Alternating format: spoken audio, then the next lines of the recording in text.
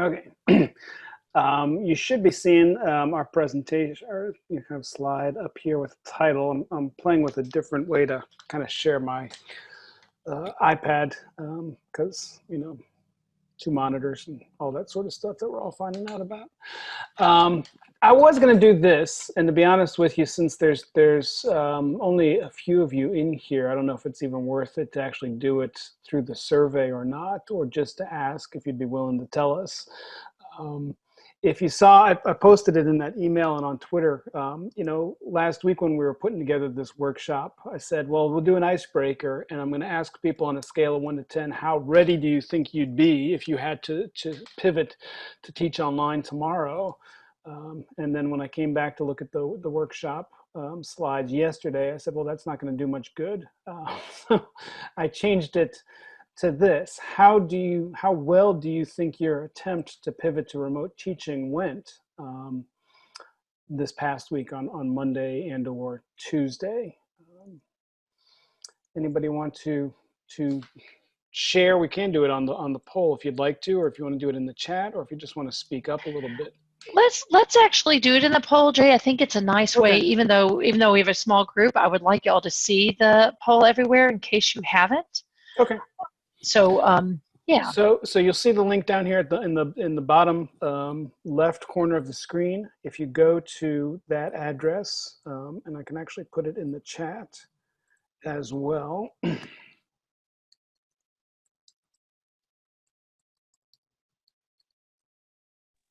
I like to demonstrate these things in workshops for two reasons. One is you can see the use of it, but the other is you get to see how students experience it. So if you use it, you get to see it from the student side, which I think can be helpful. Yep. Okay, great. And this was a new feature. I don't know if this is a new feature in Poll Everywhere, just one I never come across before, but you can do the little emotional scale here. It's kind of like going to the doctor and they tell you how bad does it hurt? So how well did your attempt to pivot on Monday and Tuesday go? I would do this myself, but my schedule worked out pretty well this time around. That my Tuesday, Thursday class is remote anyway, so I didn't have to do any pivoting. And then my Wednesday classes, X-Core, we were back on, at least some of my students and I were back on campus on Wednesday. So, but looks like about kind of 50-50. 3 people feel like they did pretty successfully pivot on short-term notice. One's kind of in the so-so range, and 2 are in a little bit unsatisfactory range. So thank you all for that. And really, I think like Elizabeth was saying, what we want to do today is really just a bit of debriefing with you, ultimately in terms of hearing from you kind of what you think, went well for you, and maybe where you had some stumbling blocks that we might want to think about for the next time we may need to do this. Not that any of us want to have to kind of keep doing this back and forth, but as one of my freshmen pointed out yesterday, hurricane season does run through the end of November. So it's anyway, this slide real quickly, I'll just kind of explain this. We had this summer, we try to come up with a theme, for every year for our offerings. That's just something we can kind of come back to repeatedly throughout the semester. And obviously what we were thinking a lot about was this idea of resilience for this year. I was looking online for a good visual metaphor, and the only thing that ever came up was pictures of like trees or flowers growing in the middle of like the desert or in the middle of a mountain. But if you look at the definition here, resilient, that's not really resilience. That's kind of, aggressive stubbornness, to be honest with you. Resilience is really this idea of flexibility and adaptability, buoyancy, elasticity, right? The ability to bounce back from without breaking in response to tension, pressure, whatever. And I think that's the way we really want to kind of think about, our teaching, really going forward, right? Not just for this semester, but really going forward. How can we've got all these tools now, and even if we don't face anything like we're facing right now in the future, we'll still have things that come up, whether it's other hurricanes or illness or family emergencies or anything like that. And the more resilient we can be, I think ultimately the more successful we can be as well. So that's just kind of our theme.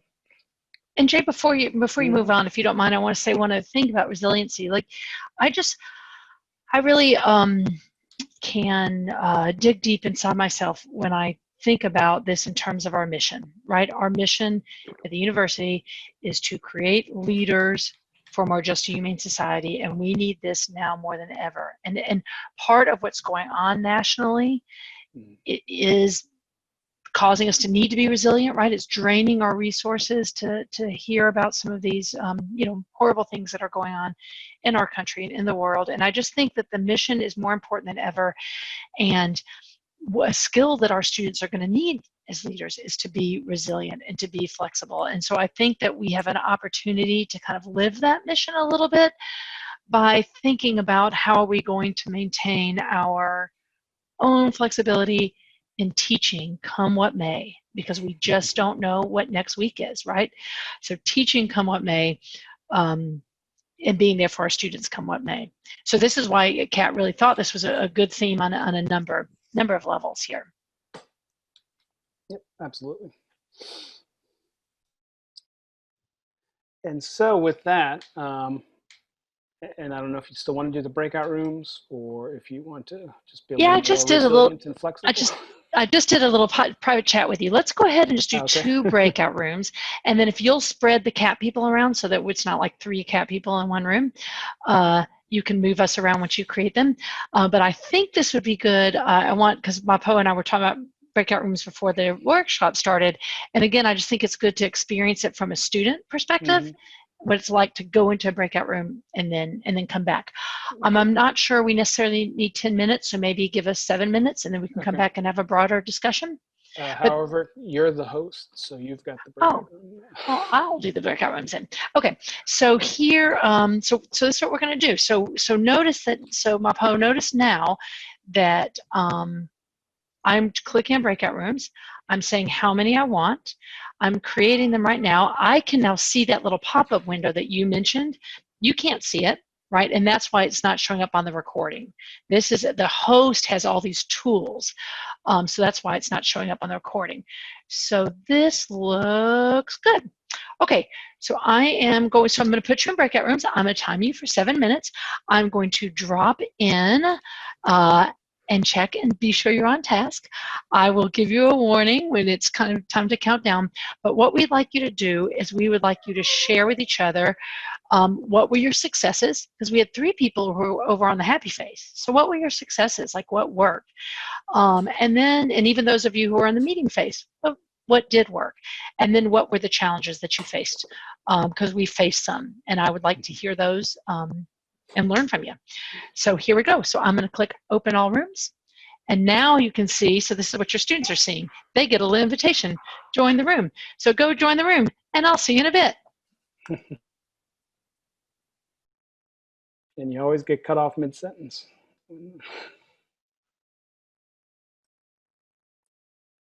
Yeah, that's the other thing I wanted to show you too, is that when the timer goes up, it's over, and now you're back in the room. And then, from a host, from the instructor perspective, again, now I can still see the little breakout room names. So if I wanted to call on people from the breakout rooms, I could. And then when you all leave, I'm just sitting here by myself. Okay.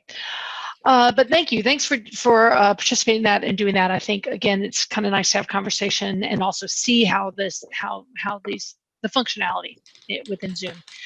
But let's talk about it. Let's actually start with challenges, and then we'll move to successes. What were the biggest challenges you had in this this most recent pivot? Most recent. The double hurricane pivot. For me, it was really just, you know, I had mentioned this in the breakout room. It was the internet accessibility. So I was lucky my internet did not go out this storm. It did go out last week, literally 4 times. They said that it was a neighborhood. So one of my classes, I did have to teach with my phone. Now on Monday, I think it was Monday when they had the Zoom issue, right? Mm-hmm. Of course, you know, students were texting me, do we have class? Is class canceled?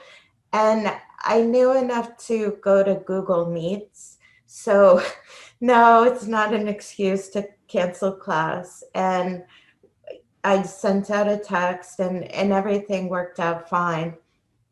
But like I said, in terms, I had this one student today who ended up evacuating to go home to Georgia. And she ended up coming into class, you know, she's driving in her car. Yeah, maybe not the safest thing. And then I actually called on her and I realized what I was doing. Like, okay, not the best idea. But and then I had one student whose internet did go down, but she was able to join through Zoom, like using her telephone or her phone. She just couldn't do video. So yeah, so those were the challenges that I had. Thank you. Thank you for sharing that. And so I heard some good solutions there for that. If the internet goes down, there's a couple things you can do. You can shift to another technology if you're comfortable with that. If you're not comfortable with that, you can do, Janice Florent and I were talking about this earlier today. You can treat it like what happens when there is a fire alarm in your class, you know, in the building, and you have to walk outside. You sit there long enough and you finally say, okay, we're calling this a day. I'll give you something to do and we'll come back to class next time. You know, there's no shame in doing that. You can use your phone, use Zoom through your phone instead of that. And then students are pretty comfortable doing that, you know, overall. But yeah, so shifting technologies or just shifting the class for the day, saying, okay, we're going to do something asynchronously if you have internet issues. I had a student who was doing the class in her car. She was driving, talking, getting on. I'm just like, stop it. This is health psychology. Stop. I am recording this class. You can listen to it later. Okay, anyway, but then that's another thing too, is with the recording of the class, if you're doing it via Zoom, is a nice option as well if something goes out. What's another challenge from another group, perhaps, and then probably we can come back to yours. So from the pharmacy group, we randomly divided by pharmacy and art. Yeah, Janelle, you want to go? I see you that. Yes, I see the want to talk face. Yes, I was taking it a loose. So the challenge that that I faced was actually in my clinical practice site.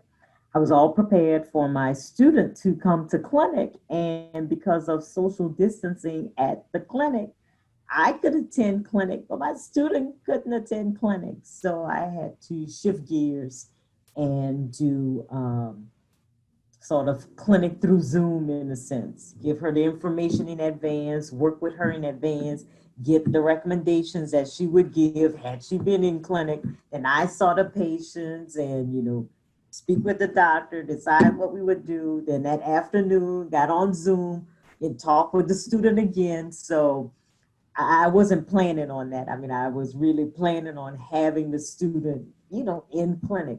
But, you know, it's working out. It's working out. Making it, I always make it work. We make it work. So so the solutions I'm hearing there, it's added a lot of time, it sounds like, but you're kind of maybe doing more of the how do I say it? Like information, all of the med information, pertinent labs, sending that to her. Then she's reviewing, you know, she's preparing. Then we meet and we discuss all of those patients for the upcoming week. Okay. And that's how we've been doing it. and this is I'm gonna do a little teaser for what you're gonna say next. So this is a little bit related to this. So historically, right, people who take clinic with you get the set of skills, right, the set of clinical skills and the objectives the learning objectives that they have for that part of their professional development. Do you feel like you've been able to find a way to meet all those skills, competencies, and learning objectives virtually through this? Or do you feel like it's a different class experience, even because the experience is different? You know, it's different. I would prefer to have her in clinic, but what I've been doing, I will tell her, go ahead and, you know, what question would you like to ask the patient? If you were sitting right there, what would you ask the patient? So then I'm turning into the patient also. You getting her to ask me the questions. And so I'm making it work, but, you know, I would prefer having her there again. But, you know, we are, you know, making it work with, you know, what we have to deal with right now. Yeah. She's a trooper. It's what we do at Xavier, isn't it? It's what we do. We make it work. Apo, do you want to unmute yourself and kind of share yours and see what your peers would have to say about this one? Because you got a tough one. Oh, I thought it was unmuted. Am I muted? Oh, you can hear me. Okay. All right. Yeah, it's, you know, for a studio course, it's really difficult because they physically can't do, you know, we can't meet the learning objectives because they either don't have the equipment or, you know, they can't practice. You can't practice throwing on the potter's wheel unless you have one. That's what I say. Does everybody know what you teach? Yeah, well, I'm teaching figure drawing and ceramics both. And the figure drawing is a little bit different, although I really learned the difference this week because Tuesday I asked them to continue doing what we did last week, which is, you know, practice drawing the skull and doing that. But you can't, there's a very different thing that happens when a student is there drawing and you can see what they're doing, you know, and it's just a matter of just like looking around the room, because I only have 5 students in that class, the figure drawing class. And you can see what mistakes, or you can see what they're doing well, and you can say, listen, look at so-and-so's work, and you can see, and so that I can see it all and can stop it. So having students set up their cameras, if we did this via Zoom, so that I can see what they're doing, there's no way you can see a drawing, you know, close up, you know, and it's like, it's visually really difficult to have the same kind of ability to see what they're doing. And because we're doing these life-size skeletons, you know, even though they're large, you see how close you have to put it. Yeah, you have to, and to watch somebody do it, you know, too, it's like, because you're watching their ergonomics, you know, you're watching all of those, you know, it's like you're a little too far away. Well, actually, in most cases, you're a little too close, or, you know, and then we have the skeleton there. So you know, today we had class, and I noticed how much I am physically showing them parts of the skeleton and turning that skeleton around and saying, look at this and look at that and look at the relationship between this and this. There's no way I can do that online. You know, it's like teaching drawing online. You might as well just, you know, hand them a video and say, go at it, you know. You know, it's like you're on your own. And what they do is they get started doing something, they get committed to their mistakes. When they're there, you can go, and they go, oh, okay. Because oftentimes, you know, and we actually talk about this. It's like, once you start doing something that's not right, it's hard to change, because you're like, I can make it work, you know, or I don't want, because people don't want to change, you know, they don't want to change how they go about something, you know. Well, you start to build that bad habit. You build that bad habit. And it was my story of my typing. Mm-hmm. But I do think that for now, I can't, the pottery one, that's just tough. And we're going to need to talk to somebody, who is in that field. But for the drawing one, I do think that you could do, and you'd have to do it, like, let's say we have to shift to remote for however period of time. And you could do it regularly so that you are catching those habits. So you just say, okay, everybody hold, okay, it's been, I don't know, 2 minutes, everybody just hold it up. And if you've only got 5 people, you can see enough, you've got the skilled eye to kind of do that. And then maybe one at a time, you could ask them to do it where you can kind of see some of the ergonomics. It's not the best, right? Like Shana was mentioning, her class is better online. Go ahead, sorry. The issue from drawing from, like if you're drawing from your imagination, not a problem. If you're doing design, not a problem. But if you're drawing from life, right? And particularly if there's a still life, and in our case, a skeleton, the object is there. And it's important for me to see it from their perspective. Does that make sense? So that I'm standing, it's like they will literally move over, like when they're doing a still life. And you're saying, okay, is this really there and there? Or is how close is it? How high is this? Or how, wide, you know what I mean? And so, yeah, you can't, it's not end results related, it's perspective related. It's like, and Ron has the same issue with painting. It's like, it's not like you can't teach it, but it's the benefits, it's like the quality of the work, just the quality of what you get if you're in person and if you do it online, it's like night and day. Yeah, and our STEM colleagues are experiencing that too with some of the labs, right? Some of the labs. So now we're getting really discipline specific. So I'm going to move us to some successes. I want to shift from challenges and move to some successes. But I do want to just say that, yeah, every discipline is struggling in a discipline specific way, and yeah, some of them are easier than others. But sharing ways and finding ways, and also letting CAT know what the struggles are is really helpful, because then we can be on the lookout from our faculty development colleagues. So let's share some successes. Let's shift to successes, unless somebody's just is dying for one more challenge. Let's do some successes. Dana, The breakout room was a success. The breakout room was a success today. Wait, for your teaching for your teaching today?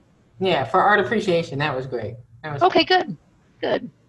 Dana, what about yours? Do you want to share? Or So do you want to share? I'm not actually teaching yet. I can tell you what I've been hearing in class, because in the summer, and as I was saying in the breakout room, we really stressed, because our classes are so large, we knew they weren't going to be able to be there. So I have a segment of them there, but the vast majority is going to be online. So we prepared up front to be an online course with some in-person times. Even our labs, and I have to hand it to our professional abilities lab. You talk about all those skills, because that was our concern up front, is how do you get these skills away? And so she has actually done a really good job of identifying exactly which skills we need to do in person and which we can kind of fudge a little bit. Even to the point where we are saying, I was like, there are certain things, like in order for you to take a blood pressure, you have to come take the blood pressure. So if I can do the instruction up front through video or whatever, and wait, even if it has to be next semester, to make you come back and do those skills, so that I can make sure that you have the skill, because that's a professional skill. You have to have it. And so there are certain things that we're just going to have to do like that. So even if you have like this didactic instruction up front, we can do as much as we can, make sure you understand, and then test those skills later, or practice them and test them later. We might have to do that. So Dana, what I'm hearing that is actually the definition of a flipped classroom, right? You going to do this online, teaching the stuff, but then when they're together, they're going to come back and do it. doing. Yeah, and so a lot of our labs are that way. It's just the nature of it all. It just has to be that way. So I don't know, Janelle, you have anything else? Success. Shane, you're muted. Sorry.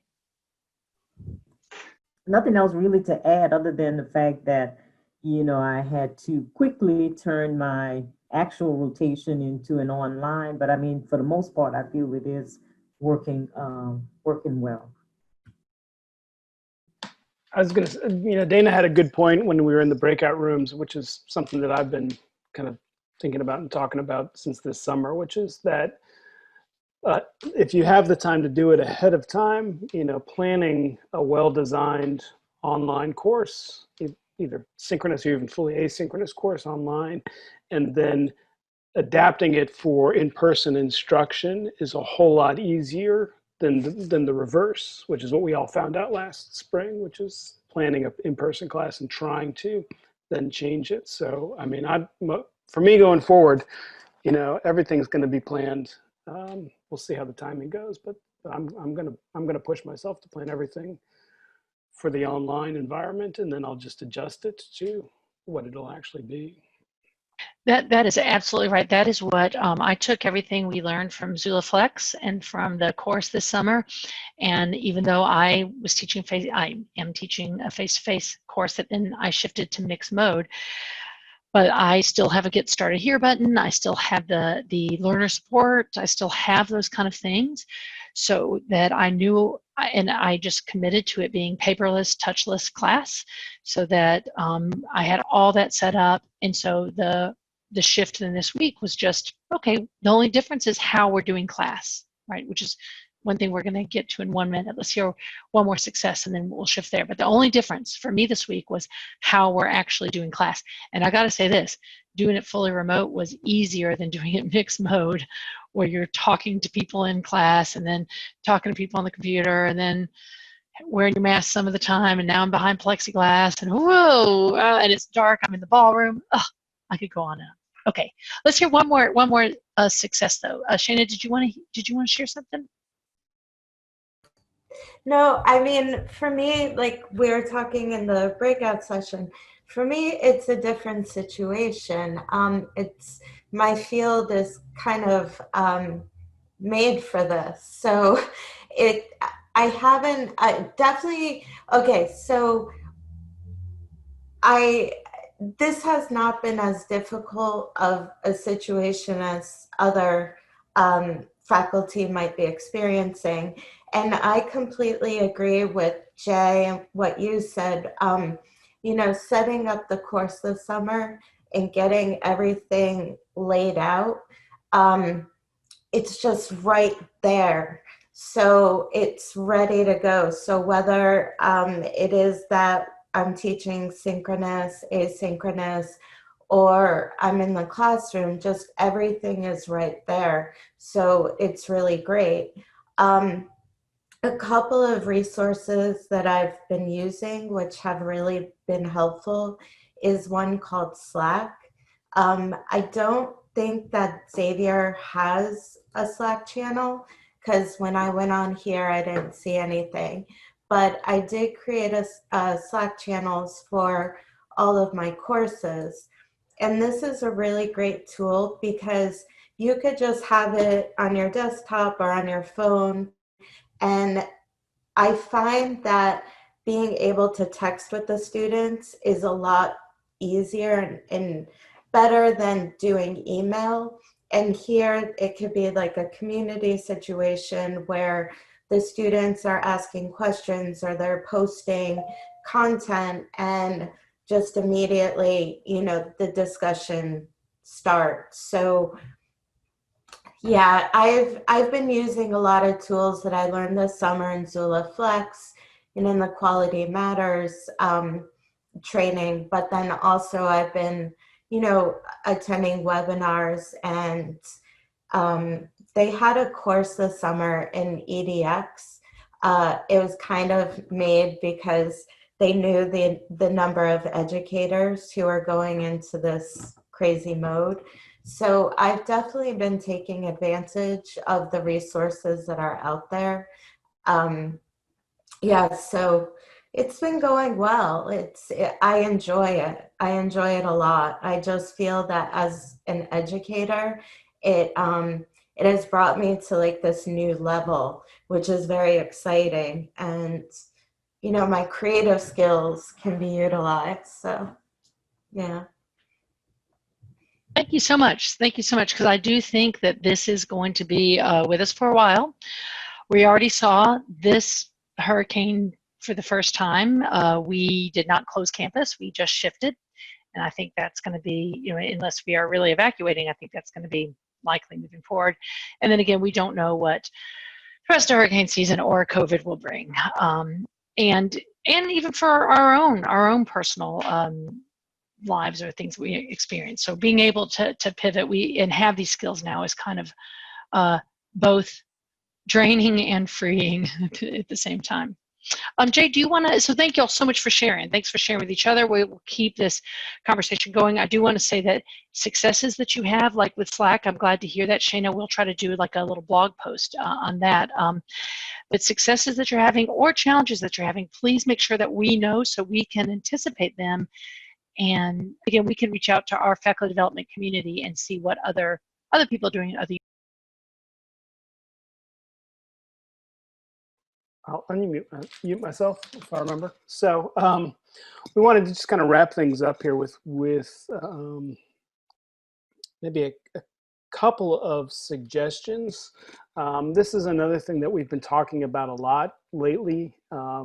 And again, I think it's the kind of thing that if you treat it as a better practice, which is if you apply it to your planning for everything, then the built-in resiliency is going to be there to begin with. And it's this idea of backwards design that we've been talking about, I think, a lot for the past year or so, even before all this started, right? Because it is a better practice. And the idea behind backward design, real quickly, I'm not going to go into a whole lot of detail, but it's just you start with the end in mind, right? What are the outcomes you want to accomplish? So what are the goals, outcomes, objectives for the course, right? And then once you know those and identify those at the course level, then you step back and you say, okay, so what kind of assessments am I going to use to measure these over the course of the semester? And then you step back again, and then you say, okay, what materials do I need to provide the students to help them learn this stuff that I'm going to assess them on, right? And what methods am I going to use to teach them this stuff, right? And again, it may seem obvious, but at the same time, I think we often approach teaching the opposite way. We jump to what textbook am I going to use, what videos am I going to use, what activities am I going to do, and then we kind of try to piecemeal it back together. But the point here is that if you've done this, all you need to change when you pivot is the methods, right? That's what's left. Everything else remains the same, the objectives, even the assessments, right? And so again, the more you've got built into Brightspace to begin with, the less you're going to have to change at the last minute when it comes in the first place. If you've got those quizzes, assignments built into Brightspace, right? Again, those of us who had already done that last January or whenever we were setting up our spring classes, we had a lot less to do in March, April, and May as we were finishing up those classes remotely because the quizzes were already there, the assignments were already there in Brightspace, right? So it's just a little plug, repeated plug for approaching it in that way. And so the question I asked myself when I was, from my experience in March, right, I was teaching advanced research last semester where every student was doing their own independent research project, gathering data.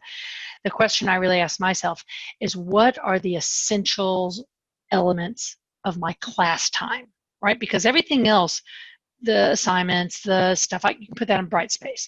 But what are the essential things that in class, and Mapo, this is why yours is such a tough case. What are the essential elements of your class time together? Whether this is having class discussion, having active learning activities, your lecture, skills-based, actually sitting down and doing this, like the things Mapo was talking about. You know, what are the essential things? And then the question just becomes, how do we incorporate those remotely? Where we've already got our outcomes, we've got the assessment. So now how do we do these essential things remotely? And you've got your Brightspace tools, and we're gonna everybody did great work this summer. Thank you for doing your great work. We are doing, as you saw my email from yesterday, we are doing some advanced Brightspace stuff now, so you can get advanced certified in Learn Everywhere Zula. So we've got all these Brightspace tools you can use for some of these essential things. And everybody's essential things are going to be different because our disciplines and our course objectives are different. You can do the flipped classroom, where it's, okay, we're going to do this now and then later kind of come back and do some of the hands-on. I don't know if you're aware, but Xavier now has a Camtasia license. So anybody on campus can have Camtasia on their own computers. You just email Bart Everson at this email address right here, and he will get you set up on it. And so that way you can pre-record a lot of things, so that you can pre-record some of the skills. Maybe Mapo, some of the ergonomics, you can pre-record some of that so they can actually see it close up in action. And you can talk about that. And then there's just many, many other tech tools. You've already talked about Slack. I know pharmacy uses ExamSoft. I know that people use Calendly. I'm probably saying that wrong. There's a ton of tools out there, right? It's just, what are these essential components? And then how do you want to use them remote? So, so that's really what we just wanted to leave you with, is to just think about. So as you now have this experience of a quick pivot again this semester, which was really different than last spring, right, where it was, we just weren't as prepared as we were this time. Be thinking about this. Think about what's the essential parts of your course. Think about what went well. Think about the challenges you have, so that if we do have to do it again, we can fulfill our mission and serve our students as best as possible. All right? And again, keep CAT in the know about what's working and what's not working, so that we can provide the best support. We are still all here, and you can set up one-to-ones with us, or Zooms or group Zooms at any time, and we're happy to help you through some of this stuff. Jay, did you have any last words? That's all I got. No, I was just going to say, thank you to everyone, and I think it's such an interesting group we've got here, because content delivery is easy to pivot online, right? Nobody's really going to be challenged by that, but all of you with these skills, right? Whether it's artistic techniques, or whether it's these professional skills for pharmacy, like you said, that's the real challenge, right? And so if you want to keep coming to us and asking us how we can help you kind of think about these things going forward, we're glad to do it. I think that's you all are the ones who I think are really kind of facing the biggest hurdle with some of this stuff. So thank you for being here today. Thank you for being here. Thanks for being with us at 4 o'clock. We hope to see you in the next ones. Look out for that advanced Learn Everywhere Zula. I think that would be, you guys would be really interested in it. I mean, you're halfway there, right? Just by the things you've already tried. So be on the lookout for that, and everything, all the other things we've got coming up. And Kat, keep opening Jay's emails. Big ol' XU hug. Thank you. I actually had a quick question about that. What is the second or third one? The workshop? Because I've never heard this term before, and I was curious. Do you remember what I think it's the intelligent. Is it the intelligent agents? The one before that. Is it release conditions? Release conditions. Yeah. Janice? I used release conditions this week, actually. I gave my very first quiz, and it was not an exam, it's a good little quiz. But I set up a practice quiz first to be sure that they were comfortable, so they know what to expect, so they don't get panicky when they get in the quiz. So I set up a release condition where the actual quiz wouldn't be released until they took the practice quiz. So you can make it where, like, module 2 won't be released until you take module 1. Y'all in Learn Everywhere Zula had some release conditions. Remember, some of your reflections didn't get released until you finished your activity. Yes, that was a Anna, little sorry, did you want to say more? confusing, actually. But okay, yeah, I signed up for a bunch of them because I'm just very curious. Okay, so that's what it is. But you know what we learned, Shana, through Learn Every Azula, is it was confusing for faculty. It was confusing because because sometimes faculty don't read all the fine print, I'm just saying, but it was confusing. But what I learned then from my class is I have to make it really clear for students, right? I have to say, you will not see the quiz until you do this, and diggle kind of bold letters. And we've gone back even into our Learn Every Azula course and made some changes based on, we saw the little struggle points. Yeah, actually, I was listening to a webinar earlier, and they suggested not releasing all the modules at the same time, that because it overwhelms the students, and then some will go so far ahead. Yeah, okay. I'll be at that. Good. Excellent. Thank you. You're welcome. Bye, guys. Bye, everybody. Have a great Thursday. Stay dry. You too. Be well. Sun's out up here. Oh, it's still stormy, a little stormy here. Thank you, Jay. Thank you, Kat. All right. We'll see y'all. Thanks, my Poe. Hang in there. I'm going to be giving you some thought. Okay, I'll see Janice tomorrow, right? Janice? Yes, at 10, right?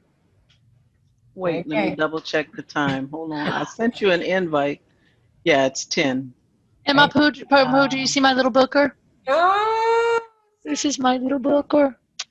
Aww. He listens to Brightspace stuff all day. He says, I'm so sick of Brightspace. Well, Paul, I sent you an invite, but I noticed that you didn't accept it, so I might need to send this. No, I'll accept it right now.